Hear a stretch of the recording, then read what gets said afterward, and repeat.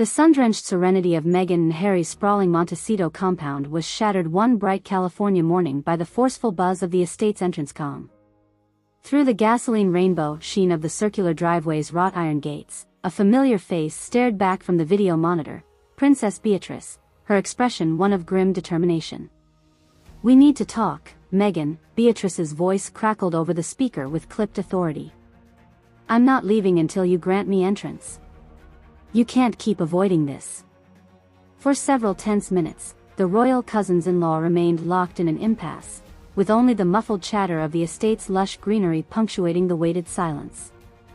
Finally, with an explosive hiss of hydraulics, the Gothic iron gates ground open just far enough to permit Beatrice's white Bentley SUV to pull into the courtyard. As the princess emerged with a sharp rap of her heel against the scored Spanish tiles, Meghan appeared in the arched entrance of the Mediterranean-style villa's terracotta loggia.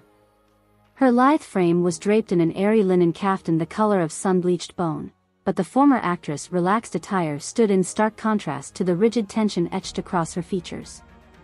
"Well?" she began in a tone of frosty curtness as Beatrice approached with measured strides. "You indicated you had something rather urgent to discuss, which clearly couldn't be handled over the phone. Here I am, so out with it." Beatrice's hazel eyes narrowed to inscrutable slits as she regarded her sister-in-law with a lingering look of scrutiny. "I'm going to get straight to the heart of it, then," she said after a pause. "You've perpetrated a monstrous deception, Meghan. One which has gone on for far too long, deceiving not just the public but every member of the royal family as well." A flicker of consternation rippled across the Duchess' smooth features before her expression settled into one of implacable aloofness. "Whatever could you be insinuating?" Her tone carrying a biting edge as glacial as her stare. "Perhaps you'd care to elaborate rather than engaging in gratuitous preamble?" Undeterred by Meghan's hauteur, Beatrice surged ahead with the bluntness of a woman unspooling harsh truth. "There is no Archie," she said with surgical precision, never once blinking or averting her gaze. "He doesn't exist, because you've never actually given birth. That entire hallowed charade about the Sussexes finally becoming parents has been an utterly shameless lie from the very start." An infinitesimal crack slivered across Meghan's flawless mask of hauteur, a mere fleeting slippage of the eyes, a microscopic reflexive flinch. But in that split second of startled concession, Beatrice witnessed all the confirmation she required of the horrific duplicity she'd uncovered. "I can see it in your face, your instinctual reaction," the younger princess continued with a mirthless laugh that bordered on contempt. "For years you've gaslit us all into believing in this saccharine mirage of domestic bliss, the Duchess of Sussex and her adoring nuclear brood. But the foundation has always been rotten, a monstrous self-aggrandizing fiction to dupe the gullible masses." Meghan seemed to rally herself then, reopening her mouth to unleash what was sure to be a torrent of heated denials and blistering indignation. But her outraged words withered on her tongue the instant Beatrice lifted a solitary slender finger in a peremptory gesture of silence. "Save your feeble protestations," the princess said with a dull finality that seemed to drain the surrounding air of life. "The proof is irrefutable, every shred of evidence examined and cross-referenced by elite private investigators over these last few months.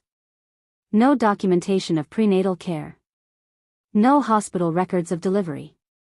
No ancestry trail for this Archie child." Meghan's chest began rising and falling in enraged exhalations, her lips pulling into a feral snarl as Beatrice continued her relentless evisceration. "Your son was a fabrication, designed no doubt to veneer your exalted new existence with an extra patina of doting motherhood," the royal heir seethed with undisguised contempt. "A fiction inflicted on the public through a farrago of staged candids and curated social media imagery, anything to maintain the gilded facade." At that, the dam of Meghan's restraint burst in a torrent of apoplectic fury. She took 2 strides across the terracotta tiles, proverbial smoke billowing from her nostrils as she unleashed the full molten brunt of her volcanic rage upon her accuser.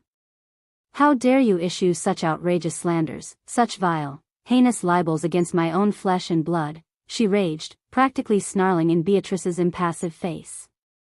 "You arrogant, self-righteous little BH, to even suggest I've perpetrated some twisted deception about my own child?"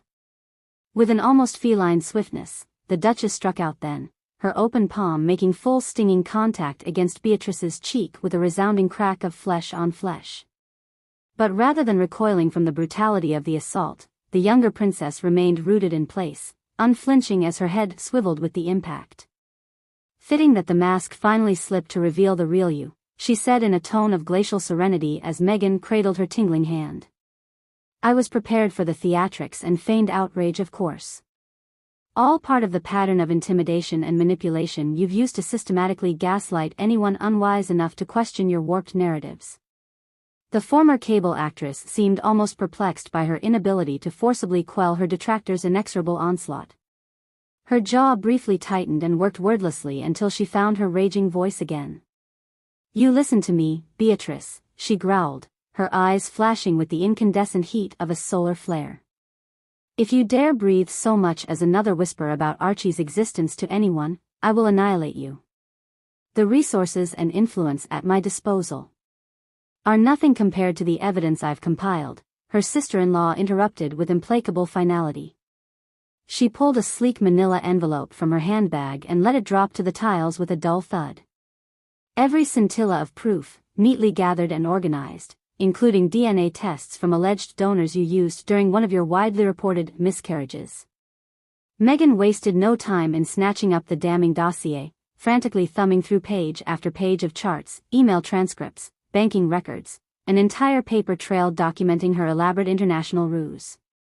This is all lies, doctored materials, she sputtered, looking suddenly unnerved for the first time as she beheld the scope of Beatrice's apparently airtight case. You've been deceived, Beatrice. Utterly taken in by some malicious counterfeiting scam. The other woman merely shook her head. Every facet of your sham has been conclusively dismantled and debunked, Meghan, she said, mustering every iota of her aristocratic reserve to contain the disgust that simmered in her words. Even the famed empaths of the palace's elite intelligence wing were brought in to analyze everything from your social posts to your televised interviews, and they unanimously concluded your entire narrative surrounding Archie's birth and existence has been a calculated fraud.